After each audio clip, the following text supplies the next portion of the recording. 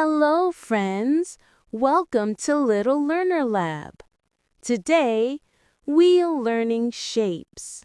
This is a circle. It is round, smooth, and has no corners.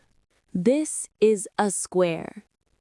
It has 4 sides and 4 corners. This is a triangle.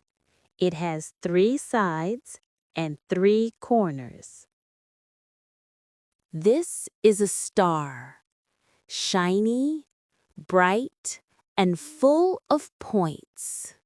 This is a circle.